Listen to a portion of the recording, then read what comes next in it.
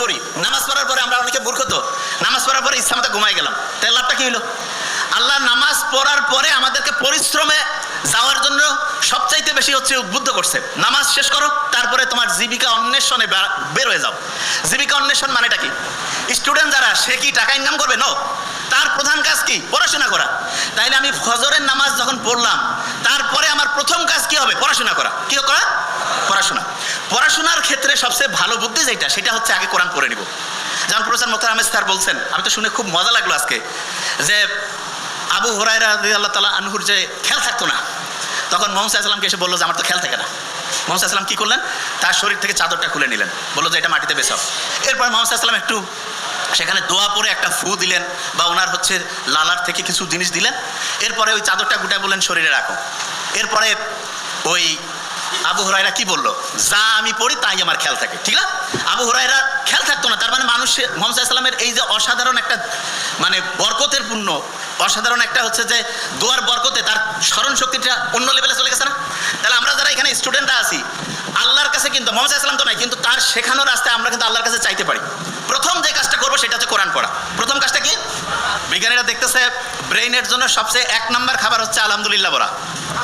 আলহামদুলিল্লাহ বলি কি কারণে? আমরা যখন শুকরিয়া আদায় করি, তখন ভালো জিনিস, লাস্ট পেজ ধরবো কিন্তু আমি, যখন শুকরিয়া আদায় করি তখন ভালো জিনিস আমাদের জীবনে বেশি পরিমাণ ঘটতে থাকে। শুকরিয়া আদায় করলে যেই লোকটা অসুস্থ হয়, মাথা ঠিকভাবে কাজ করে না, মন মেজাজ খারাপ, এদের বেশিরভাগ জনের সাথে কথা বলবেন, দেখবেন যে জীবন সম্বন্ধে কোনো রকমের আলহামদুলিল্লাহ নাই, খালি অভিযোগ, খালি মেজাজ গরম। একজন আরেকজনের সম্বন্ধে শুধু হচ্ছে সমালোচনা। খেয়াল করছেন কি? বাসা থেকে শুরু করে সব জায়গায় মিলান, যেই লোকটা সবচাইতে বেশি মেজাজ গরম, অন্যের উপরে রাগ হয়, অন্যের সাথে হচ্ছে খারাপ আচরণ করে, দেখবেন সেই লোকটা নিজেও কিন্তু শান্তিতে নাই। কারণ আল্লাহ নিজে বলছে তুমি যদি শুকরিয়া আদায় করো আমি বাড়াই দিব। আল্লাহ নিজে বলছে। এবং বিজ্ঞানীরা এখন দেখতেছে যে যত বেশি শুকরিয়া আদায় করে তার ওই পজিটিভ জিনিসগুলো তত বেশি পরিমাণ হয়। আমরা এখানে যারা যারা আছি প্রত্যেকেই একটা কথা এখন উচ্চারণ করব, আমাদের প্রত্যেকের অসাধারণ অসম্ভব ভালো একটা ব্রেইন আল্লাহ দিয়েছে। বলি আলহামদুলিল্লাহ। এটা বলি প্রত্যেকের অসাধারণ অসম্ভব শক্তিশালী একটা ব্রেইন আল্লাহ দিয়েছেন। আচ্ছা, মাথার মধ্যে যে ব্রেইনটা আছে এইটার ওজন প্রায় 1.5 কেজি। কত? 1.5 কেজি ধরবো। আচ্ছা, 1.5 কেজি ওজনের একটা ব্রেইন এই খুলির মধ্যে আছে, টের কি পাওয়া যায়? আপনি হাতের মধ্যে 1.5 কেজি নেন তো, কেমন শক্ত লাগে না? ওজন লাগে না? মাথার মধ্যে যে 1.5 কেজি ওজনের ব্রেইনটা আছে, এই যে সহজে সালাম ফিরাচ্ছি, এদিক ওদিক যাচ্ছি, সামনে পিছনে ইয়া করতেছি, ওই রকম কি 1.5 কেজি ওজন মনে হয়? আল্লাহ একটা অসাধারণ মেকানিজম করছে। সেটা কি? মাথার খুলির মধ্যে এক রকমের পানি রাখছে। পানি রাখার কারণে আমরা যখন নদীতে সাঁতার কাটি তখন আমাদের শরীরটা হালকা হয়ে যায়। এটা আর্কিমিডিস বলে একজন বিজ্ঞানী আবিষ্কার করছে। এবং আমাদের ব্রেইনটা আমাদের এই খুলির মধ্যে ওইরকম সাঁতার কাটতেছে, এবং সাঁতার কাটার কারণে যেই ব্রেইনের ওজন প্রায় 1,500 গ্রাম, সেইটা কমে মাত্র 50 গ্রাম হয়েছে। কত গ্রাম? 50 গ্রাম। এটা কিন্তু একটা প্রশ্ন ধরবো। তাহলে 1,500 গ্রামের ব্রেইন পানির মধ্যে সাঁতার কাটার কারণে কয় গ্রাম হয়েছে? Very fine. কত গ্রাম? 50 গ্রাম। তার মানে আপনি যে মাথাটা এরকম করতেছেন, কত গ্রাম করতেছেন? 50 গ্রাম। আমরা যখন মায়ের গর্ভে ছিলাম না, মায়ের গর্ভে যখন ছিলাম, মায়ের গর্ভেও কিন্তু আমরা এরকম সাঁতার কাটতাম। এবং আল্লাহ এত সায়েন্টিফিক, মায়ের গর্ভে যখন আমরা ছিলাম মাকে লাথি মারতাম, গুতা মারতাম, কিন্তু মা যে কষ্ট করতো, এই জন্য মায়ের আলাদা একটা মর্যাদা আল্লাহ দিয়েছেন। এবং মুহাম্মদ সাল্লাল্লাহু আলাইহি ওয়াসাল্লাম তো আমরা এটা জানি যে সম্মান করব কার? মায়ের, তারপরে কার? মায়ের, তারপরে কার? মায়ের, তারপরে কার? বাবার। তার মানেটা কি? তার মানে যে যত বেশি পরিশ্রম করবে, যে যত বেশি কষ্ট করবে, তার মর্যাদা আল্লাহ তত বাড়ায় দিবে। আমরা যারা মুসলমান সমাজের আছি, আমাদের সবচেয়ে শ্রেষ্ঠ একটা বৈশিষ্ট্য হইতে হবে চেষ্টা করা, পরিশ্রম করা।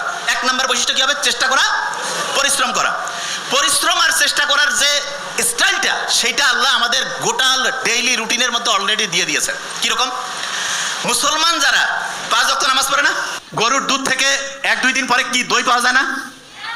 দই থেকে পাওয়া যায় মাখন, মাখন থেকে পরবর্তীতে পাওয়া যায় ঘি। বলো তো, গরুর দুধের দাম বেশি না দইয়ের দাম বেশি? দইয়ের দাম বেশি না মাখনের দাম বেশি? মাখনের দাম বেশি না ঘিয়ের দাম বেশি? আচ্ছা, এবার তুমি মনে করো ঘি ডাইরেক্ট দুনিয়া কি ঘি আসে, নাকি দুধ থেকে দই, দই থেকে মাখন, তারপরে ঘি? ডাইরেক্ট ঘি নাকি দুধ থেকে তৈরি হয়? আচ্ছা, তুমি ভালো কাজ করছো, সাথে সাথে তুমি পুরস্কার পাইছো, তাইলে বলো তো দই পাবা না দুধ পাবা? গরুর দুধ পাইলা। একটু দেরিতে পাইছো, তাইলে কি গরুর দুধ থেকে কি পাবা? দই পাবা। আর একটু দেরিতে হইলে? সবচেয়ে দেরিতে ঘি।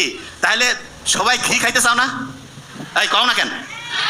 ব্রেইনের জন্য খুব উপকারী। ছোট্ট বাচ্চা যারা আছো, মা এবং অভিভাবকদেরকে বললো প্রত্যেকদিন একটু হলেও ঘি খাওয়াবেন, ব্রেইন অ্যাক্টিভ হয়। ব্রেইনের তথ্যগুলো যে রাস্তা দিয়ে যায় না, আচ্ছা এই রাস্তা দিয়ে যাওয়ার জন্য আমরা অনেক সময় করি না একটা জিনিস, ওই যে যারা হুন্ডা চালাই যাতে খুব ভালোভাবে হচ্ছে ইঞ্জিনটা চলে, এই জন্য মোবিল টোবিল দিয়ে একটু করি না, এরকম ব্রেইনের রাস্তাটা হচ্ছে ওইরকম মোবিলের মতো কাজ করে হচ্ছে ঘি। প্রত্যেকদিন ঘি খাবো একটু করে, প্রত্যেকদিন। এই ছোট্ট বাচ্চারা, আল্লাহর কাজ করতেছো, আল্লাহ খুশি হয়েছে কিন্তু তোমাকে দেরিতে দিচ্ছে, তাহলে কি দিবে বলো তো? দেখছেন কি ব্রিলিয়ান্ট, কি দিবে? আচ্ছা এবার আমি বলি আগে, ব্রেইনে যে পানিটা আছে এটার কারণে ব্রেইনের ওজনটা কত গ্রাম হয়? 50 গ্রাম। আচ্ছা এবার শুনি, সকালে উঠে কোরআন শরীফ পড়ে যদি আমি বই পড়ি লাভটা কি সেটাকে বুঝতে হবে। কোরআন শরীফ যখন আমি পড়বো, নিউ ইয়র্ক টাইমসের নাম শুনছি আমরা, নিউ ইয়র্ক টাইমস একটা খুব বড় রকমের হচ্ছে পত্রিকা, সেখানে একটা আর্টিকেল ছাপানো হয়েছে এরকম যে ব্রেইনটা এমন একটা অবস্থা আছে যে অবস্থায় পৌঁছলে পড়ে 1 ঘন্টায় 5 থেকে 10 ঘন্টার পড়া যায়। 1 ঘন্টায়, এই যে লাস্ট বেঞ্চ, ওই যে লাস্ট বেঞ্চ, 1 ঘন্টায় 5 থেকে 10 ঘন্টার পড়া যায় 1 ঘন্টায়। এবং সেই অবস্থাটা তার একটা নাম দিয়েছে, কি নাম? Flow state. কি নাম? আচ্ছা আমি বানানটা করি, FLOW, ফ্লো স্টেট। তা ওরা ফ্লো স্টেট তৈরির জন্য 5টা উপাদানের নাম বলছে। কয়টা উপাদান? 5টা উপাদান। এবং খুব মজার ব্যাপার, সেই 5টা উপাদান তৈরির জন্য যে আলাদা আলাদা 5টা কাজ আছে, সেই 5টা কাজের যে সামারি, সেই কাজটা আল্লাহ নামাজের মধ্যে কোরআন পড়লে সেই সিস্টেমটা চালু করে দিয়েছে। বুঝি নাই?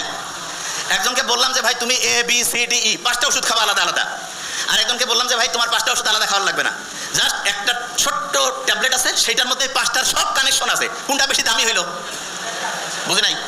একজন ডক্টরের কাছে গেছে, 5টা আলাদা আলাদা ওষুধ দিছে, আরেকজনের কাছে গেছে বলছে তোমার এই 5টা খাওয়া লাগবে না, একটা খেলে 5টার কাজ করবে। তাহলে কোনটা বেশি ভালো ডাক্তারই হইলো? ওই একটা কাজ হচ্ছে নামাজ পড়া, কোরআন পড়া। কোন কাজ? বুঝি না, বিশ্বাস করি না তো আমরা। কারণ কি? আমি জানি বিশ্বাস আমরা করি না যে নামাজ পড়লে, কোরআন পড়লে যে ব্রেইনটা ফ্লো স্টেটে আসে, এটা আমরা বিশ্বাস করি না। কারণটা কি সেটা বলি। ব্রেইনের মধ্যে 2 রকমের নিউরন আছে। কয় রকমের? 2 রকম। আমার এটা ডান হাত না, এটা কি হাত? এরকম 2 রকমের নিউরন আছে। এক রকমের নিউরন আমি যদি ভালো চিন্তা করি সেটাতে সে হেল্প করবে, শুনতেছি? আরেক রকমের নিউরন আমি যদি খারাপ চিন্তা করি সেটাতে সে হেল্প করবে। তার মানে আমি যেরকম চিন্তা করবো সে সেরকম করে কাজ করবে। তাহলে আমি যদি চিন্তা করি যে আমার ব্রেন অসাধারণ, তাহলে ভালো পক্ষের যে নিউরন সেটা হচ্ছে তোমাকে সফল করার জন্য সে পজিটিভলি কাজ করবে। আর আমি যদি চিন্তা করি না আমার ব্রেন ঠিকভাবে কাজ করে না, আমার মাথার মানে হচ্ছে শক্তি কমে গেছে, আমার খেয়াল থাকে না, তাহলে ওই নিউরন, যে নিউরনটা খেয়াল না রাখতে তোমাকে হেল্প করবে, সেটা কাজ করবে। তাহলে আল্লাহ যে সবসময় ইসলাম যে বলছে যে তুমি সবসময় ভালো চিন্তা করো, ভালো কথা বলো, ভালো উপদেশ দাও, এইটাতে আমাদের কি পজিটিভ ভালো কাজ করে, সেই নিউরনগুলো কাজ করে না খারাপ কাজ করে? সেটা কোনটা? ভালো কাজ। তাইলে আমি ভালো কথা বললে, অন্যের উপকার করলে, ভালো চিন্তা করলে আমার পজিটিভ নিউরনগুলো কাজ করবে না নেগেটিভগুলো? পজিটিভ। একজন যে অসাধারণ হয় তার কি নেগেটিভ নিউরন কাজ করে না